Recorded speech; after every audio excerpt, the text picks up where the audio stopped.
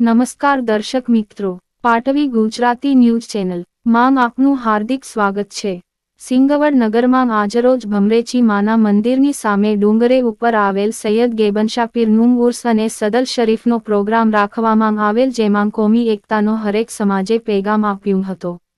દાહોદ જિલ્લાના સિંગવડ તાલુકામાં આવેલ ભમરેચીમાની સામે આવેલ ડુંગરે ઉપર સૈયદ ગેબનશા પીર ઉર્સ અને સદલ શરીફનો પ્રોગ્રામ રાખવામાં આવેલ, જેમાં આ પ્રોગ્રામ માટે ચાદર અને સદલ શરીફ ચુંદડી રોડ સત્તારભાઈ મજીદભાઈ ના ઘરેથી કાઢવામાં આવેલ અને આ પ્રોગ્રામમાં મુસ્લિમ સમાજના અગ્રણીઓ ઉપસ્થિત રહ્યા હતા અને આમાં તમામ સમાજના લોકો હાજર રહ્યા હતા અને કોમિકતાનો પેગામ આપ્યો હતો અને સાલિયા નાટાપુરથી લાલાભાઈ હાજર રહ્યા હતા અને આ પ્રોગ્રામમાં સિંગવડથી હિન્દુ સમાજના મોટી સંખ્યામાં હાજર રહ્યા હતા અને જેસાવાડાથી અયુબ બાવા અને રણધીકપુર પોલીસ સ્ટેશનના પીએસઆઈ રાઠવા સાહેબ અને તેમનો સ્ટાફ પણ ચુસ્ત બંદોબસ્ત સાથે ઉપસ્થિત રહ્યા હતા અને પોલીસ મિત્રોએ ખૂબ જ સારો સહકાર આપ્યો હતો અને હિન્દુ સમાજના ભાઈઓએ આ પ્રોગ્રામમાં ખૂબ જ સપોર્ટ કર્યો હતો અને આ પ્રોગ્રામમાં કવાલ રફીકભાઈ ચિસ્તી અને તેમનું સ્ટાફ હાજર રહીને સફળ બનાવ્યો હતો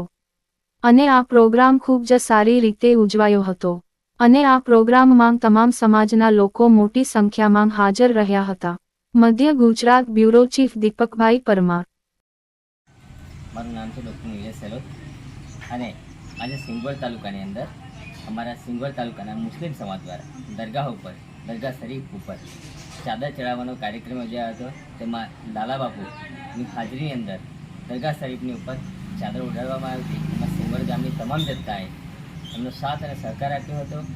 ત્યારે સિંગવડની અંદર આજે કોમી એકતા હિન્દુ મુસ્લિમ ભાઈચારો જોવા મળ્યો હતો અને આજે અમે હિન્દુ મુસ્લિમ સાથે ઊભા રહી અને એક કોમી એકતાનું ઉદાહરણ આપી રહ્યા છે।